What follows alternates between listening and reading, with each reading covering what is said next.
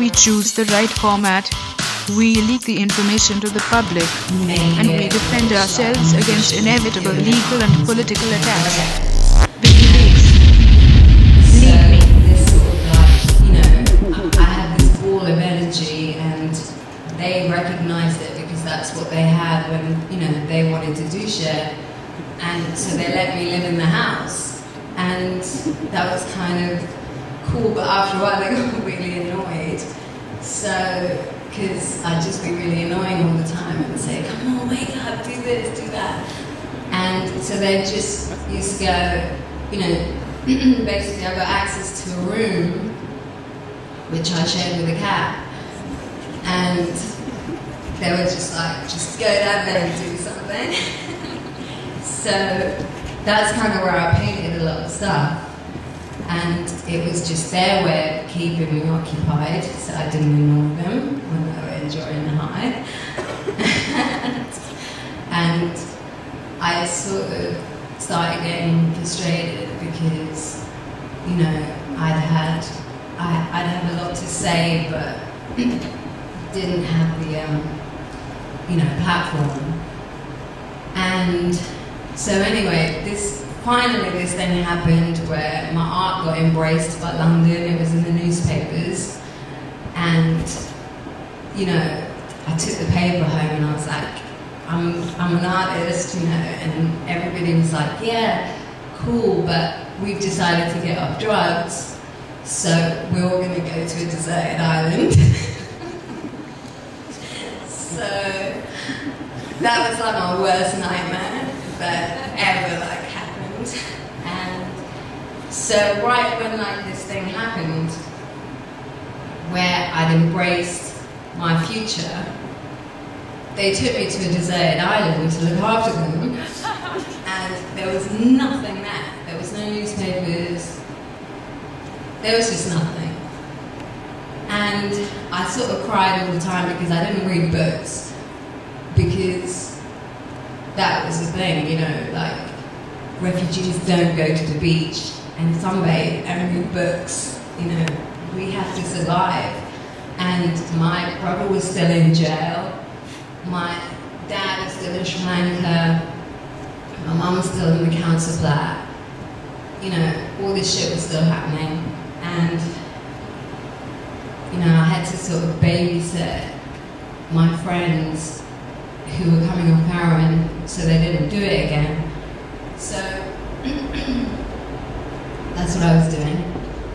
Crying every day because every day I lost my link to the art world, and I couldn't, you know, I felt like I had like this 1 month window to make another show, but I didn't.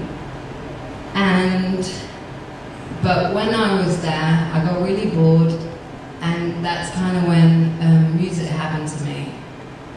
So when I got back, there was a lot of problems, you know, I went through a lot of conflicting issues because, you know, it was like a good 18 months time or something where I was a bit lost, and I couldn't carry on the music, carry on the art thing, and at the same time, I wasn't really a musician. So, you know, all this stuff was stuff that I'd done before I went to the deserted island. So I was kind of going around the neighborhood and spraying up things, and, you know, I was making this stuff and people were buying it, and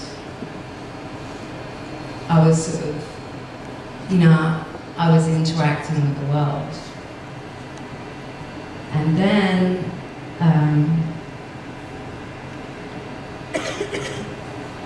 the music thing happened.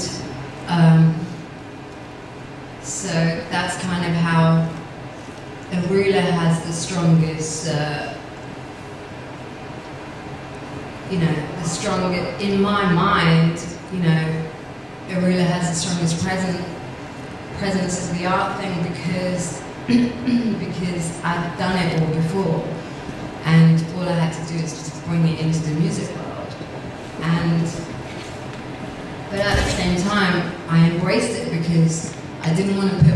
in a gallery, you know, my first thing wasn't in a gallery to begin with, it was in a shop. So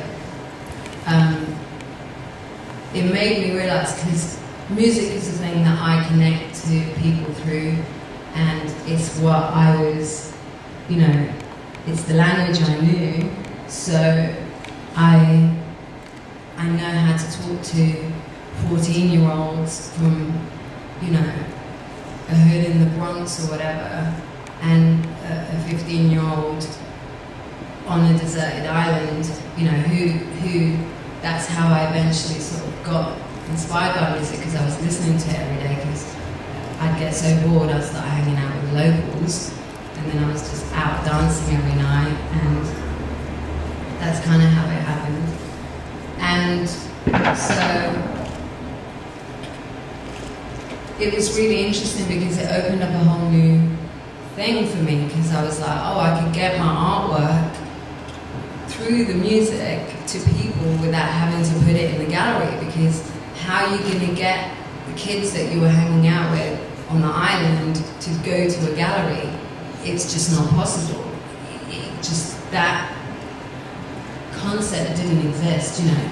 Even in London, for me, I was really strange as a child for walking into a gallery. You know, at 15, me and my sister used to get one-day travel cards, jump on a train and explore London and bunk school, and we accidentally walked into, I think it was like the Victoria and Albert, by mistake, and we were like, what is this, you know? And we just discovered it by accident, and it wasn't that we were taught art, and that it wasn't that we understood conceptual art, you know, and we just thought it was a cool building. We walked in, and then we were inspired by it. I don't know how, but we were. And so, but I knew that I was different, because I was the only person at St. Martin's who was like me.